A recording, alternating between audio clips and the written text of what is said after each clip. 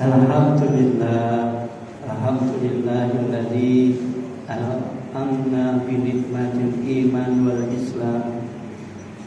Asyhadu an la ilaha illallah wa asyhadu anna Muhammadar Rasulullah. Allahumma shalli wa sallim wa barik ala Muhammad wa ala alihi wa ashabihi ajma'in. Faya ayuhal hadirun rahimakumullah, usikum wa nafsi bitaqwallah. Ittaqullaha haqqa tuqatih wa la tamutunna illa wa antum muslimun. Wa qala Allah ta'ala fil Qur'anil Karim, a'udzu billahi minasy syaithanir rajim. Bismillahirrahmanirrahim. Qul innama ana basyarum mislukum yuha ilayya annama ilahukum ilahun wahid. Faman kana yarju liqa'a rabbih falyamal 'amalan shalihan wa la yusyrik bi ibadati rabbih ahada. Shadaqallahul azim.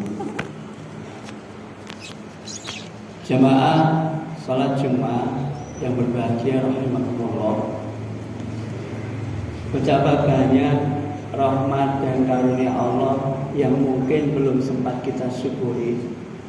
Termasuk diantaranya kita diberi kesehatan, diberi kesempatan untuk hidup, diberi bisa merasakan nikmatnya makanan, segarnya udara, dan masih banyak lagi yang kadang-kadang kita anggap hal itu biasa saja dan kita lupa untuk mensyukurinya. Maka di khutbah pada siang hari ini saya selaku khatib mengajak kepada para jamaah dan pada saya pribadi khususnya, mari kita senantiasa meningkatkan kualitas keimanan dan ketakwaan kita dengan mensyukuri segala apa saja yang Allah telah karuniakan kepada kita, untuk mentaati apa yang menjadi perintahnya dan menjauhi apa yang menjadi larangannya.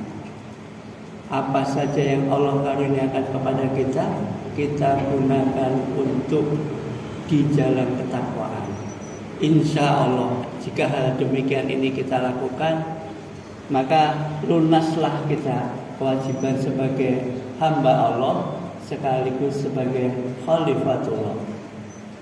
Hadirin yang berbahagia, salah satu tugas Rasulullah SAW diutus adalah untuk membenarkan ketauhidan kita. Dan Rasulullah adalah manusia biasa yang kadang lalai, kadang tidak sempat memikirkan, kadang tidak merasakan ini adalah karunia dari Allah. Hal ini sudah dijelaskan oleh Allah sebagaimana tadi dalam surat Al-Kahfi ayat yang ke-110 yang saya bacakan di awal khutbah. A'udzubillahi minasyaitonir rajim. Bismillahirrahmanirrahim. Qul innama ana basyarum mislukum. Katakanlah wahai Muhammad, aku ini adalah manusia biasa seperti kalian semua. Apa yang kalian rasakan juga aku rasakan. Apa yang kalian merasa gembira atau sedih atas segala sesuatu, aku juga demikian. Cuma aku ini diberi wahyu. Annama ilahukum ilahu wahid. Diberi wahyu yang diperintahkan untuk mentauhidkan Allah, bahwa Allah itu adalah Tuhan kita yang satu, Tuhan yang pemelihara, pencipta alam semesta. Dengan demikian hanya Allah lah semata yang memberikan kenikmatan kita di seluruh kehidupan kita ini. Ini yang diperintahkan oleh annama ilahukum ilahu wahid. Dialah satu-satunya. Dan barang siapa yang ingin kembali kepada Allah, bertemu kepadanya, maka ia harus mengerjakan amal kebaikan. Seluruh nikmat yang Allah karuniakan untuk beramal kebaikan.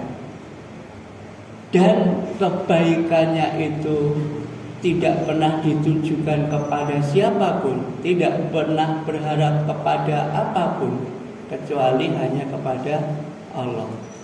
Faman kana yarju liqa'a rabbih falya'mal amalan shalihan wala yusyrik bi ibadatihi rabbih ahada. Barang siapa yang ingin bertemu kepadanya, maka hendaklah ia beramal saleh, dan amalnya itu hanya ditujukan dalam rangka mencari keridhaan Allah, berharap kepada karunia Allah. Dan ini yang dinamakan tidak mensekutukan Allah. Wala yusyrik bi ibadati rabbih ahada. Di dalam kebaikannya, dalam ibadahnya itu tidak pernah berharap kepada selain Allah.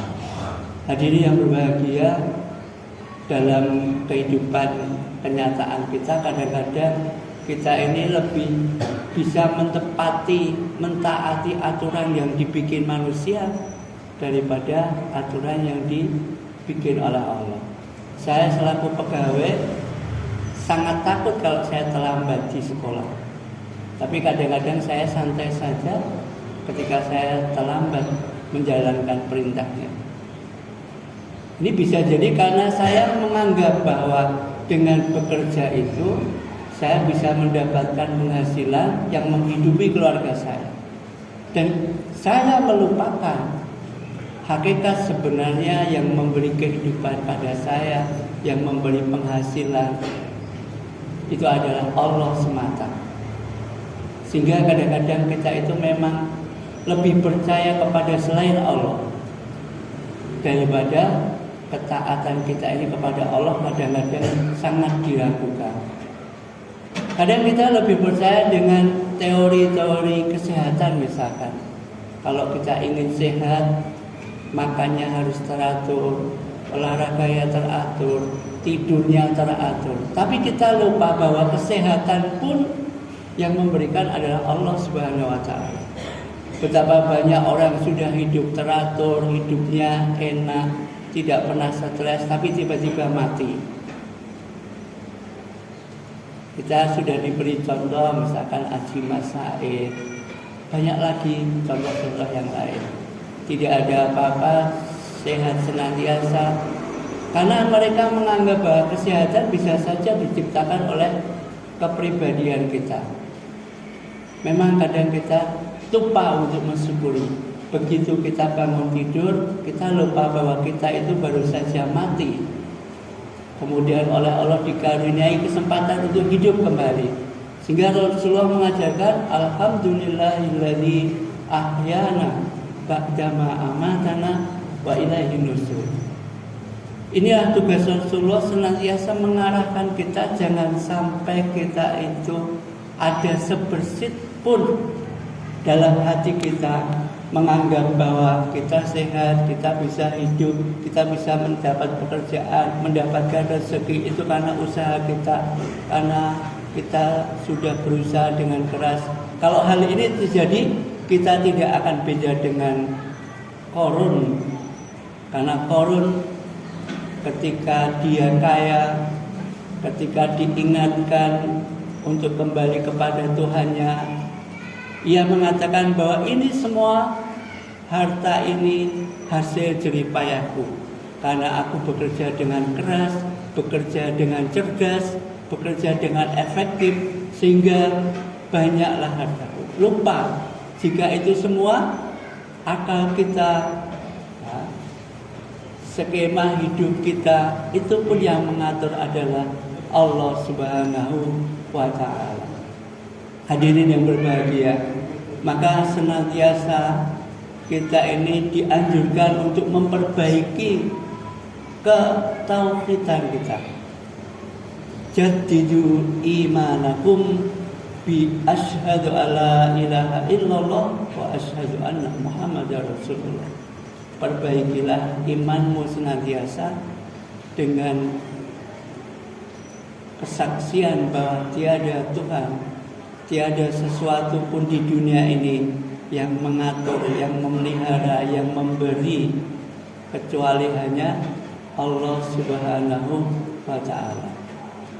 Dan inilah syarat ketika kita akan kembali kepada Allah dengan baik dan bisa bertemu dengan Allah, yaitu kita senantiasa harus memanfaatkan seluruh karunia Allah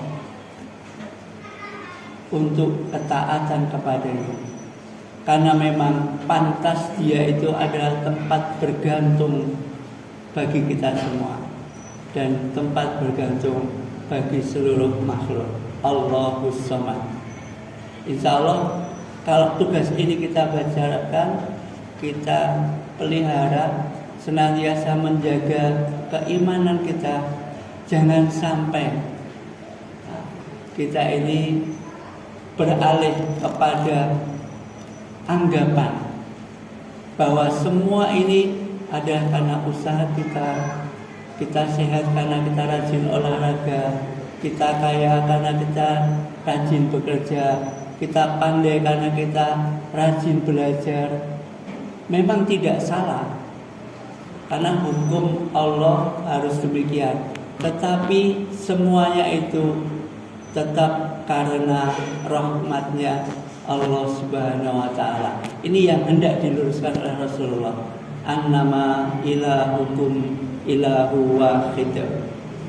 Hadirin yang berbahagia, memang seringkali kita ini tidak merasa, misalkan tadi saya sebutkan, kita bisa bernapas, kita bisa makan dengan enak, tapi lupa siapa yang memberi kenikmatan tadi.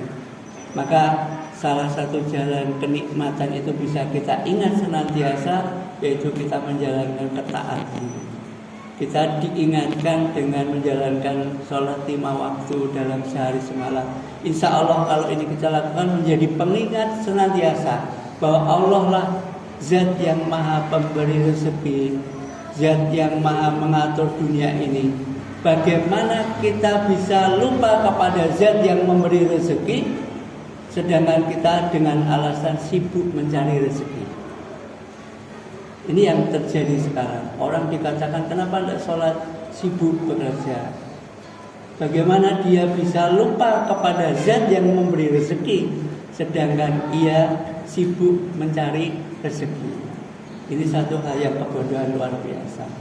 Hadirin yang berbahagia, semoga kita senantiasa bisa menjaga keimanan dan ketakwaan kita, sehingga kita yakin tidak perlu ragu, tidak perlu takut menghadapi dunia yang serba dianggapnya oleh beberapa orang yang tidak bertauhid adalah serba sulit, serba tidak mungkin.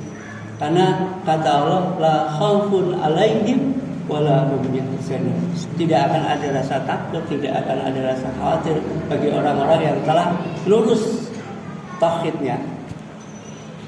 Kalau Allah yang mengatur, sementara Allah zat yang maha baik, zat yang maha pemurah, kenapa kita takut tidak mendapatkan rezeki? Kalau Allah yang maha pengampun, yang maha penyayang, kenapa kita takut untuk berbuat salah dan kembali bertobat kepada Allah? Semoga dengan ini kita bisa menghadap Allah besok dengan kebaikan amal-amal kita dan tidak mensekutukan seluruh amal itu berdasarkan karena berharap kepada ridha Allah, mengharapkan rahmat dari Allah.